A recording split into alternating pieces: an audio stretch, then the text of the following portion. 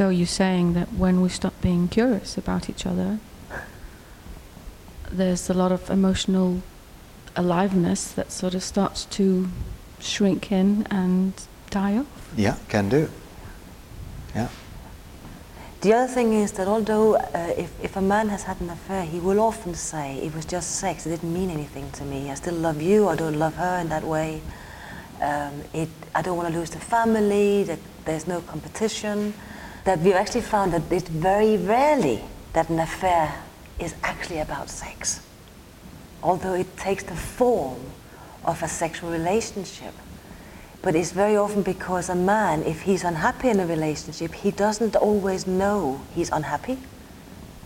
He just knows maybe what he gets is that the wife is rejecting him. Most likely, that's why he's gone somewhere else.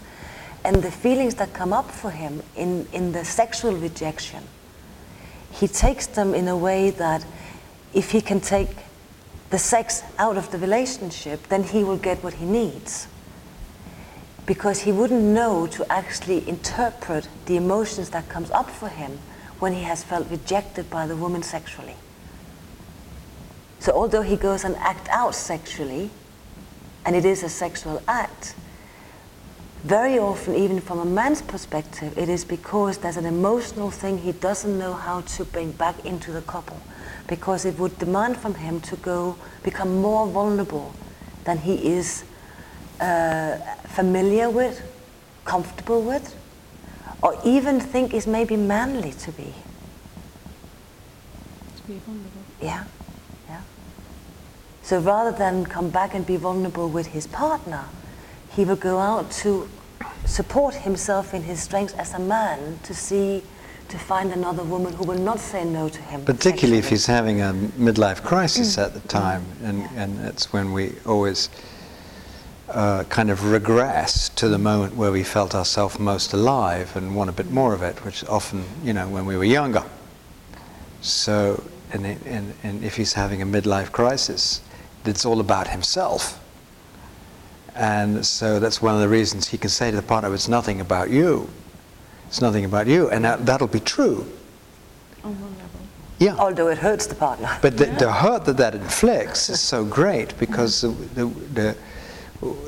generally women who haven't been too much ruined by the materialistic culture we've got now understand in their being that sex is something which is an intimate exchange, not just something that you get, or it's not something to consume and then you have another one in another shape or another size and a bit more.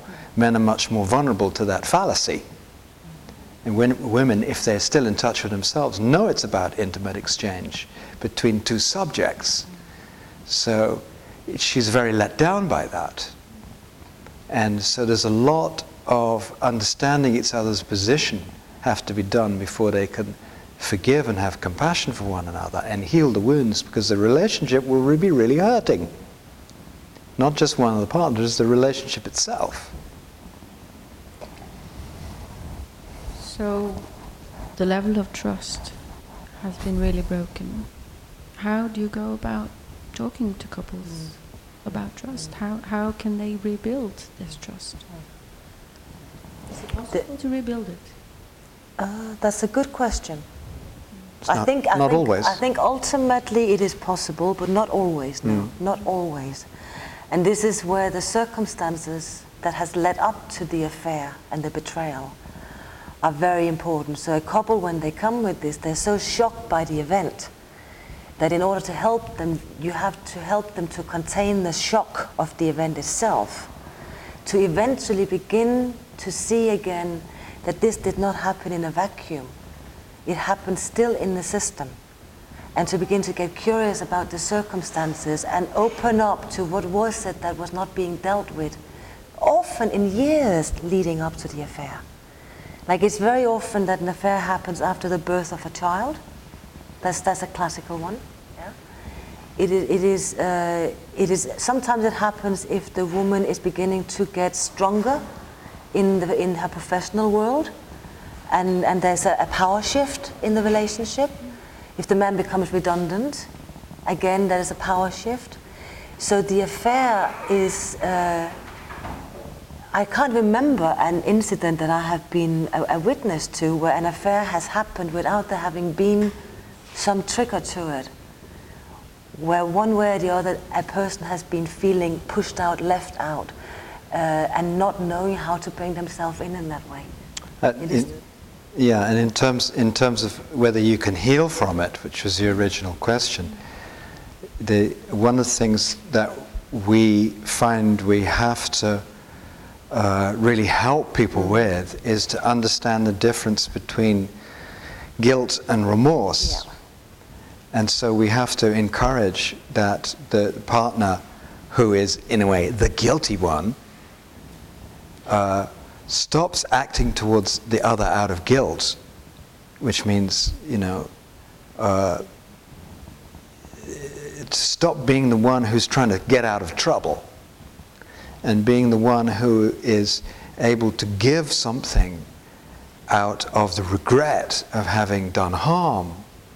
So in order for the trust to build, the one who committed the affair will need to have a lot of remorse, not just when it's asked for.